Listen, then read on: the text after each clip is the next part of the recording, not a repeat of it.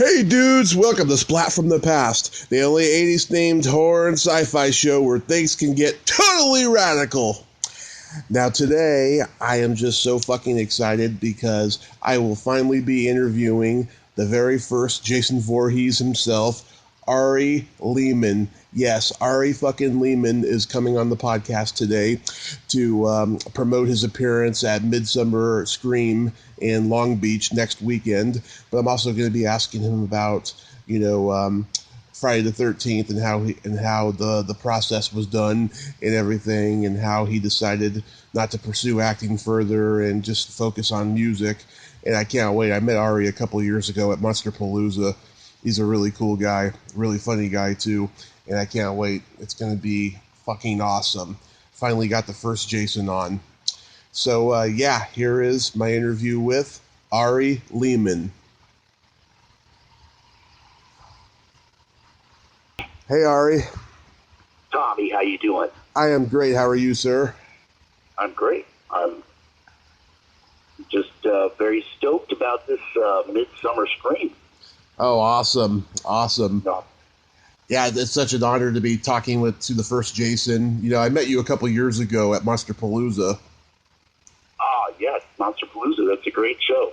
Indeed, I am Ari Lehman, the first Jason Voorhees from Friday the 13th, The Boy in the Lake. And it's an honor to be coming out to California again to celebrate all this. Gosh, it's almost a 40-year anniversary next year. Yeah, I can't believe it's been that long. Yeah. You know? Oh, my God. I mean, I'll tell you one thing. It's very gratifying to me, Tommy, that, people still garner a lot of entertainment value out of this film, lo, these 40 years later. I have to say without question that the fans of Friday the 13th, and especially of Jason, are just so dedicated, and they've really taken this bit of American mythology and they've just gone right over the top with it, which is fine with me. Yeah. So there's so many Jason cosplayers, and I think you saw a glimpse of our new video there. First Jason Kill for Mother, where I get to full poetic license. I play a guitar that's on a giant machete, and in that video, all the audience is all wearing Jason masks. And but one of the things that was really interesting is that in that video, the team that did it here in Chicago brilliantly cast this little boy as part of the scenario, and it's a totally different take on the character. It's really kind of a totally different spin. I didn't write it; I put it in their hands. But long story short, that all of a sudden, parents are bringing these little kids into our shows. I mean, literally in Oklahoma City, there was like half a dozen 10-year-old, 8-year-old, because it was all ages, and you're there with Dad. And Dad says to me, you know what? They put that video on their screen, saver of their PlayStation or whatever, and they say to me, they want to watch it 10 times a day. So that little boy has inspired other kids, just a total fluke. But again, I'm happy with it, and that they show up with them wearing a Jason mask and getting me to autograph it. It's what can you do? I mean, when things like that are out there, you just got to go and be there. Absolutely. So, going back in time, I was reading that you were playing jazz piano at an early age. How old were you when you started? Oh, thank you for asking about that. Yeah, my first interest, I got into jazz piano when I was like 12 because there was some great teachers where I lived in Westport, Connecticut, which is also the town where Sean Cunningham was based. But I got an award by the time I was in high school. I was given a scholarship to go to Berkeley from Dr. Billy Taylor, the great jazz educator. I just gravitated towards playing the piano. I lived in a house, where we had a piano, and it was like one of your regular suburban homes where It was pretty bucolic, except, there was marital strife. My parents got divorced. And one of the ways that I could always kind of just be in my own world was to play the piano. And then that brought a lot of joy to my mom. And, so it was something that was helping everybody. And, but somehow I had a knack for it. And yeah, I got, there was like some state competition that I won. And so I ended up going to New York University because I wanted to be right where jazz was happening. Mm-hmm. And when I was there, jazz was still happening. As a matter of fact, I lived right on University Place, where there's 5 jazz clubs, and I could literally go downstairs and watch Hank Jones, Tommy Flanagan. I mean, some of the top jazz musicians, and all for the price of a beer, which they would always joke me that I never finished. Aren't you going to order another beer, young kid? And I was just so mesmerized by watching them play. Just literally, what an inspiration. But, music, it just went through so many transformations. By the time I got to start playing professionally, I was actually in the reggae and world music scene, which was so big back in the 90s. And, I jumped in there because that was where I found work right after college. So, I still practice jazz, and I love to play jazz, and I get really into all kinds of jazz, but I've not been professionally performing jazz, pretty much ever. But, yeah, sometimes. But, I ended up working for Tough Gong Records, Interscope Records, with bands from Africa and Jamaica. I actually traveled to Ivory Coast to perform in Reggae Sunsplash. And, again, that always leads to, how that led, if you will, to me having a metal band based on Jason Voorhees. One of those things.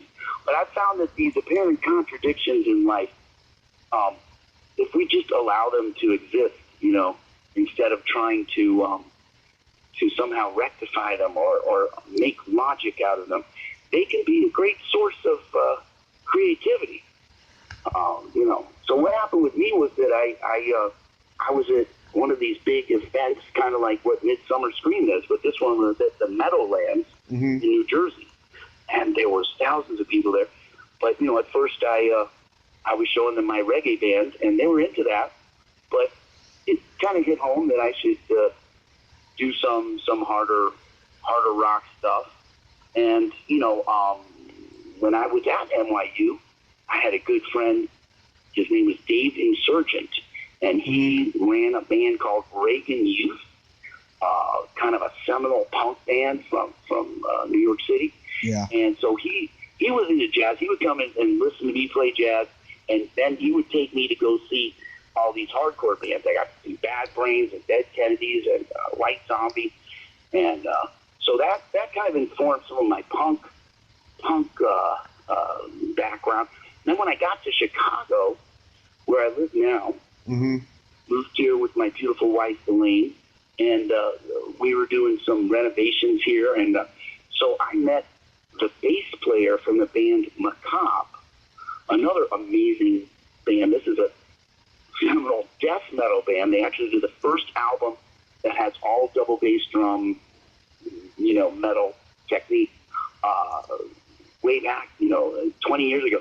So he kind of gave me a lot of influence there. So that's how first Jason has both punk and metal, not to mention some funk and reggae, and there's all these different influences in first Jason. But there we are. We're 4 albums in, and the last album we did, called Lord of the Lake, is getting a lot of love. So I'm happy about it. Oh, that's awesome. Thank you. Yeah. So you're originally from New York? Exactly. Yeah, I was born in New York. Born in New York City, but my parents moved me all around the country.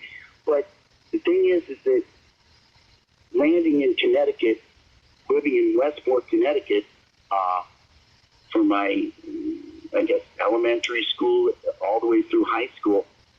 Well, that's the same town that Sean Cunningham had his company in when they did Friday the 13th, and the movie that I did with him prior to Friday the 13th. So if I hadn't lived in Westport, I don't think any of this would have happened. Yeah, that movie, Manny's Orphans. So when did acting begin for you? Well, you know, I was like on the fence. I was like, am I going to be I was really into music, but I was like, maybe I'm going to be an actor, you know, and because I was kind of like a little Danny Partridge-looking kid, you know. I was like, oh, you know, I could get some Mason Reese out there doing this thing. I was like, I don't know. But, you know, I was definitely much drawn towards the music. But my buddies who had auditioned for Here Comes the Tigers, and actually were in Here Comes the Tigers, which was Sean's baseball movie, said, hey, you know what? You can play soccer.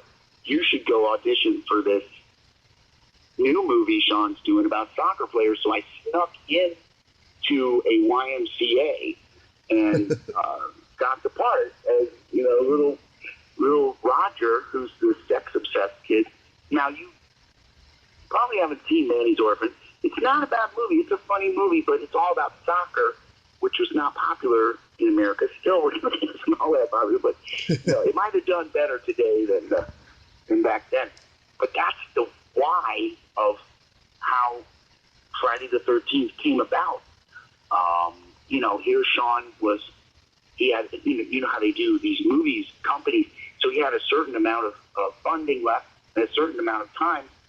I guess they said, hey, bring us a horror movie, and he came up with Friday the 13th, and, you know, the rest is history. But he just called me up and said, you know, hey, Ari, you're the right height for this role. Can you swim? I was like, yeah, I can swim. He's like, great. You got a part. Let's go. Yeah. And so always take your swimming lessons. So obviously he thought they both Sean and Victor thought you were the standout kid on that movie, which led to Friday the 13th. Oh, well, now I don't know about that. That's very nice of you to say. They did think I was a good little actor, and they told me that at the time. You know, one has to also see what one can do, you know, in the realm of casting and all that, and you know, the ups and downs and auditioning and everything.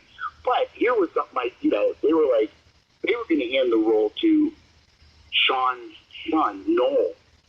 But Mama said no. So I was the first person he called. It was Victor who said, hey, let's get Ari. You know, like you remember that old commercial? Let's get Mikey and see if he likes it. You know, Mikey likes everything. Well, for the cereal, maybe you're too young for that. But it was like one of those things like, he'll do it, and they knew I would do it. But then again, it was fortunate that I picked up the phone, because if I hadn't picked up the phone, they would have just called the next kid. You know, the thing that was really great, of course, getting to work with Tom Savini and Tassos Stavrakis, to see the way they did the special effects, to be a part of that for months as they prepared the mask, the teeth, you know, the glass eye. You know, the glass eye is the whole thing, too, because when you're a little actor, the first thing you do is you look at the script, see how many lines you have, right? Right. And I'm like, I don't have any lines. There's no lines. So Sean's looking at me, he's like, no. Ari, you're the monster. See, it's all here. It's all going to be, you're going to show them all through your body language. I said, well, I guess I can put the emotion in my eyes. And then Tom said, well, Ari, one of your eyes is going to be a glass eye. So just put it all in one eye.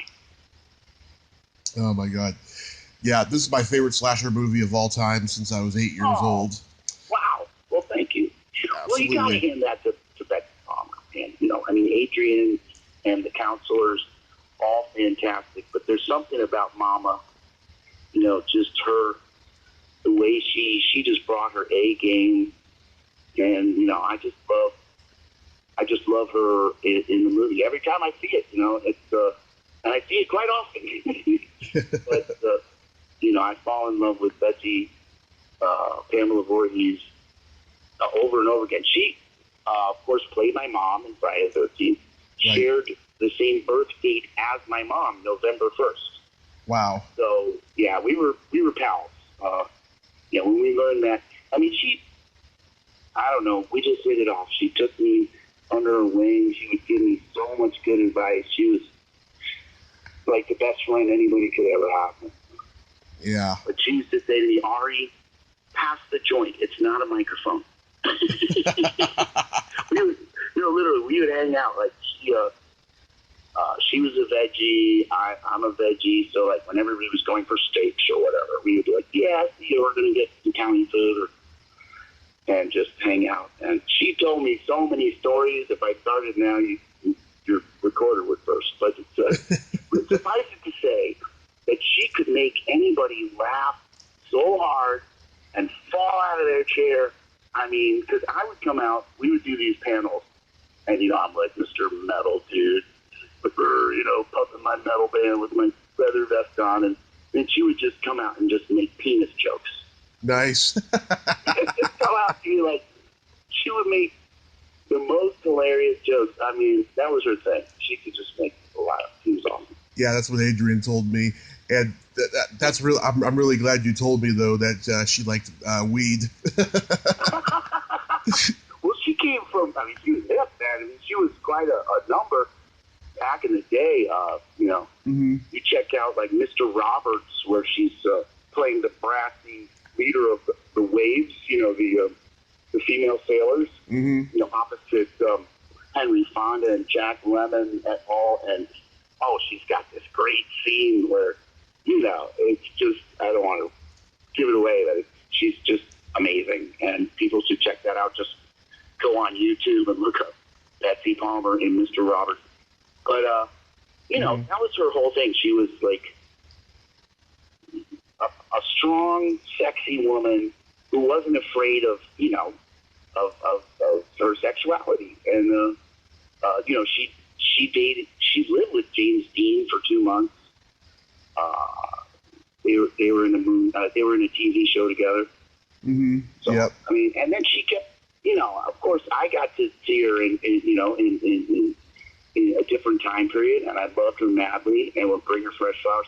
And she, you know, she was still doing plays. She was doing Love Letters, which is basically a play where there's only 2 actors who do these insanely long monologues, and she had memorized everything, you know, of course, and she would do it right up to into her 80s. I mean, she was still doing that. Wow. I was reading that you worked 4 days on the film. How long did it take for Tom Savini to apply the makeup? That was like 4 or 5 hours. Wow. You know, I mean, it took like months to make it, but it took like 4 or 5 hours to put it on. But I was used to the process. It was not arduous for me at all. It was fun. One day, though, we had kind of, I think it was when we first got to the set, there was a lot of crazy partying and everything, because it was still the 70s, you know, and the next morning we were a little worse for wear. There's a famous picture where he's applying makeup to my face. And if you look at both of us, we look pretty hungover. But, yeah, none of the footage from that day, and Sean said to us, okay, guys, come on, we're going to do this again. Just go to sleep, wake up, and then you can party like crazy after we're done, you know? Okay, so that's how we got it. But the first time also, they felt that the makeup looked too natural, that people would be sympathetic to the boy as he drowned. So they wanted it to be both, you know, they wanted it to be slightly repulsive. So, and I think they achieved that. But when we filmed that scene, the whole thing with me was, okay, Jaws came out in, what was it, 76, 77? Yeah, 75. Which is 75, exactly. So that was just a few years, you know, okay, 5 years prior, or 4 years prior, but still very present in our mind. And so, of course, you know, I used to always go out in the middle, because I lived by the Long Island Sound. I would go out in the water and pretend that sharks were attacking me just to tease my parents, you know. Mm-hmm. Until, of course, they got the joke and were like, oh, yeah, okay. You know. But so when they asked me to do this drowning sequence, that's exactly what I did. I just pretended that Jaws was killing me, and I came back out of the water, and Sean was like, that was perfect. One take. And I literally think they took all the cameras and everybody left the beach. I was still in the water. Hey, where'd you go, guys? Oh, what was the water freezing cold? No, they always want to say that. During the drowning sequence, it was August, so it was during the scene where I jump up and drag, the famous final scene where I drag Alice into the water. Okay, that was shot in October. Now, I don't know if you know this part, but the original script did not contain the final scene. The original script, it was just Jason drowns. You know, it's kind of reverse Psycho. The mom is talking to him, you know, even though he's dead. It also echoes of Dementia 13, if you know that film. Yeah. But similarly, Dementia 13 has that corpse rising to the top of the surface at the end. But see, in this case, what happened was they saw the movie Carrie, and they said, wow, we want to add a surprise ending. So they all got together, and they shot that ending sequence in October. Now, again, for me, I got in the water and did my jump scare, but it was Adrian. Poor Adrian was in that boat, and, you know, if you're in the boat, you know, the water's going to be very cold. You know, you don't have time to get used to the water. So, and Tom Savini was wearing waders. He was wearing, like, the fishermen wear. Mm-hmm. So I guess, I don't know. I mean, people always say, wow, they put you through such stuff. But, you know, at that time, the only thing we were focused on was trying to get that scare right. And, I mean, you heard the story. Sean whispered in my ear, Ari, the cameras are rolling. Go out in the water and wait for the bubbles to clear because you're not going to be able to hear me say action. Mm-hmm. So he's like, you're the director, Ari. And I was like, wow, okay. So I went out there, and I thought about it, and I was like, bitch, kill my mom. I'm coming up out of the water, you know. So when I came up out of the water, Adrian and Tom, they had no warning of what was happening, right? So, you know, she got scared. And in essence, we had to do another take, and they sandwiched the two takes together. So if you look at a GIF of the scene, it's that close-up where it's all green and nasty. That's the first take where she was actually a little scared. And you see her reaction, and they edited it perfectly. So she's just about to scream and fall out of the boat, but they edited it perfectly, and we did the second take. And to her credit, in that scene, she does not seem to be aware that I'm about to come out of the water and grab her, but she knew full well. What did you think of all the sequels? Well, hey, you know, I mean, that's Friday the 13th culture. It's part of the fans, you know, love of the characters and the scenarios, and Jason just bringing it back to life. You know, and every Jason kind of had their own take on it, and I mean, you know, I really think it got rolling. Part 3, I was always a big Part 3 person because Richard Brooker, I love the way he did it. And then Part 4, that was supposed to be kind of like, you know, the final chapter. So, but it wasn't. So, you know, kept on going, which is fine. You see, my interpretation of the character and the legend, you know, as really part of this whole, I don't know, pop culture mythology, if you will. And certainly as time has passed, it's become that. Now, maybe more than ever, with, you know, no potential film project looming on the horizon, you've got, you know, projects like First Jason, where I'm definitely probably the one who spins the most surrealistic web out of the whole thing. then you've got bands like the Jasons who do Ramones-esque songs and wear leather jackets, and they're a great punk band. Mm-hmm. They're great. And then all kinds of projects like even Wednesday 13 and different hip hop artists. It's just become part of that. And then of course there's the video game. The video game takes into a whole other realm where kids are coming up to me and they say, "Oh, I know who you are because I played the video game." Yeah. They might not have.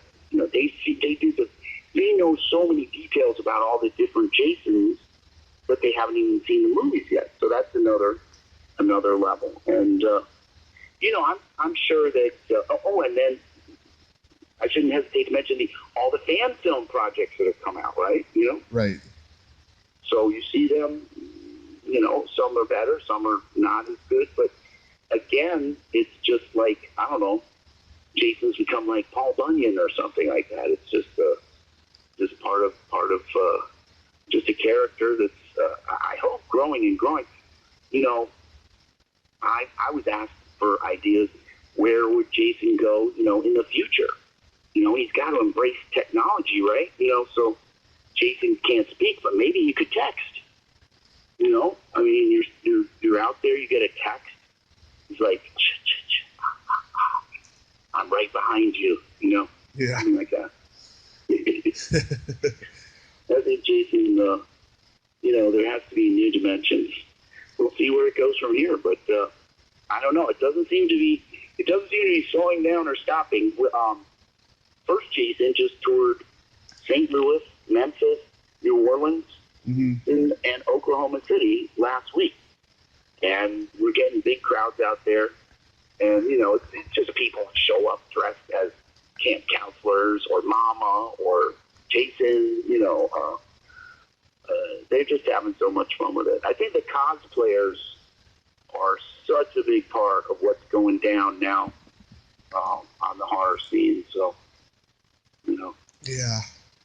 I think one thing I could tell everybody about, there's going to be an event at the actual Blairstown Museum.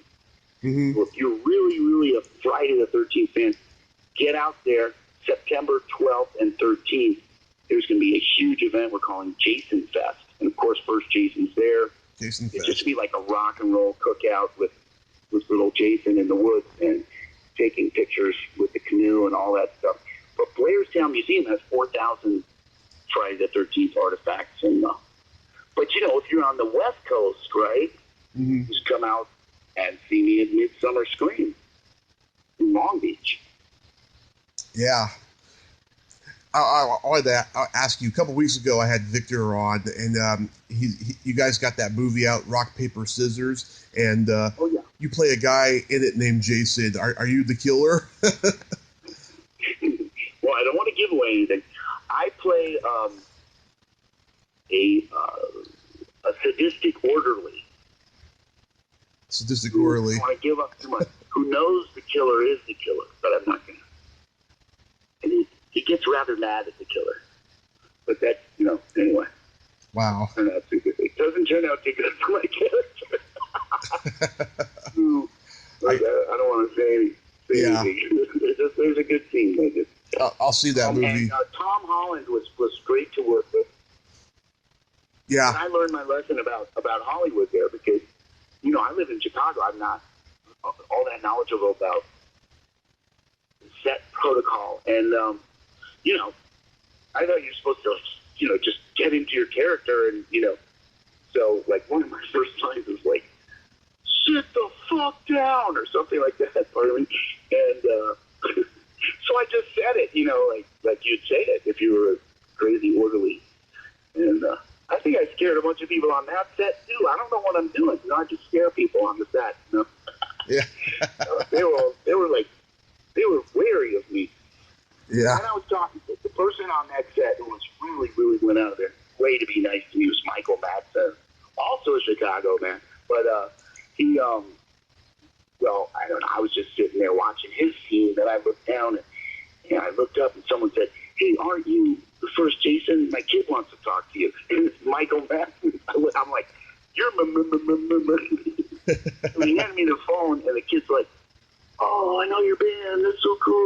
And I was like, wow, that was like just a great moment. I'm like, I'm just a little Jason. He's like, the boy in the lake. That's my favorite Jason. I was like, whoa. But, but then Michael, I was talking to him because I was watching the way he operated. And, it's like one moment he was just, hanging with everybody, just regular, normal comic comedy.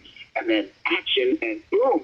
It was like, whammo, presto, changeo, So, and he was fully into character. And, he gave me some advice on how to work with the camera, because we got his conscious interface in the camera, right? But, so you can't just be fully into character, or else, in other words, that's seen as being a little selfish, because what you need to do is work together with all those technicians, because you got people doing lighting and sound and camera, and they have to set every detail. And so fortunately, it worked. Tom Holland really liked what I had done, and he said, well, let's do that again and do it again. And now it's the third time, and the other actors are all looking at me like, you bastard. You're not supposed to do that either. You're not supposed to, you're just supposed, I don't know. I'm just a squirrel trying to make a nut. But, I think that Tom Holland did like what I did. But yeah, they I think that happens with me a lot of times, because I'm coming out of being a metal musician largely, and then doing independent films, okay? And when I do these independent horror films, it's like they give me these crazy characters, right? Yeah. Like Dr. Rock in the barn, or Saitan in Clown Motel, and I've got to I just figured, wow, I'm just going to claw the set. I'm just going to knock over the furniture, like just take it to the hill, Yeah. And so that works in the independent films, but it kind of shocks the Hollywood people. They're like, but hey, man, everybody's got their own way of doing things. Yep. So next weekend, Midsummer Scream in Long Beach, and that's going to be a great lineup. Felissa Rose, Kelly Maroney, Ashley Lawrence, Rodney Eastman, Linnea Quigley. That's going to be a good show. Wow. Linnea and I are in the barn together. Felissa and I just worked together in Oklahoma City. So yeah, this is going to be a very fun show. With that lineup, Ashley and all those people, that's going to be just a super blast. And, tell people that they mention this broadcast. What's the name of your show? It's called Splat from the Past. Splat from the Past. If you come up and you mention Splat from the Past at the first Jason table, at the Jason Voorhees table, you're going to get a free autographed item, okay? So just remember that. Mention Splat from the Past. And also, I'll throw another one out there. If somebody is wearing either a camp counselor outfit or a Jason outfit or any Friday the 13th, Mama Voorhees, Crazy Ralph, don't forget Crazy Ralph, even the truck driver, just bring it out. And again, you're going to get a free autograph item, something, we'll just add one in or whatever. Yeah. But, I've also heard they're going to have a special backdrop. Yes, they're going to have a very special backdrop to take pictures with little Jason. So just bring it on. Are you going to be there, dude?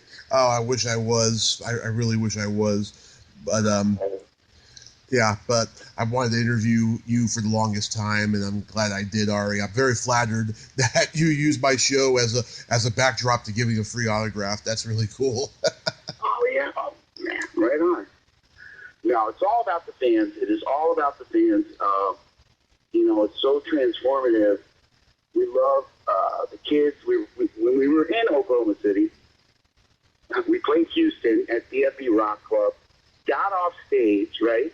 Mm-hmm. Then got on stage and then drove to Oklahoma City. And then I had to do signing all day, then play a show. But as we're doing the signing, this little kid comes up to the table. Just this little kid. He's totally polite, sweet little kid with his mom. I'm making jokes about, oh, Friday the 13th is about a kid and his mom and all this stuff. And they're just joking away. So then, anyway, I get him some stuff. Then his mom, the kid, like, I go to fist bumping, you know, fist bump. And he goes, would you prefer a hug? And I was just like, what? His mom tells me he's a cancer survivor, this kid. Oh, that's nice. Oh, you know what I'm saying? That's like, nice. You just can't. It's just too much. So I gave him a Funko. I was just like, you know. See, so that's why we just got to be there. I'm so happy to be a part of it, but it's just bigger than me and Jason and everybody put together. Yeah. So do you have anything else you'd like to plug? Well, just tell everybody, come and check out firstjason.com. It's all there. And the Barn 2 is going to be shooting soon. Renee and I are both in that. And, yeah, just go out there and support your horror metal bands and come out to Long Beach and see us at Midsummer Screen, because that's going to be a blast. And how about that name? They just came out with that movie, Midsummer, yeah, which has a scene where they all scream. So what was that? Psychic? Yeah. Very well said, Ari. Thank you so much for coming on today. Thank you. Thank you so much. So the next time I'm out there, I hope you'll come and see us, because I'll be back in September, okay? Awesome. Where are you going to be in September? There's an event called Riverside. Riverside Horror. I don't know. I have to find out more information, but it seems like that's going to be happening too. But, of course, you know, at this point, we just want everybody to come out to Long Beach. All right. Knock out there. And definitely mention Splat from the Past. I love it. Splat from the Past. Let's that up. Thanks, Ari. Well, you have yourself a great day. You too. Remember, Jason never dies. Jason never dies. Well, there you have it. Ari Lehman. Ain't he a cool dude? I like him a lot. He's a really fun guy, and he's got a lot of insight. I can't believe I fucking interviewed the first Jason. That's fucking awesome. If you like this video, everyone, please subscribe to my YouTube channel. Add me as a friend on Facebook. Join my Tommy Kovac comedian page on Facebook. Follow me on Twitter and Instagram and all that fun stuff. Well, that's all the time we have this week on Splat from the Past. Until next time, this is Tommy Throwback Kovac saying, there's no shame in living in the past, because the present sucks. Later, dudes.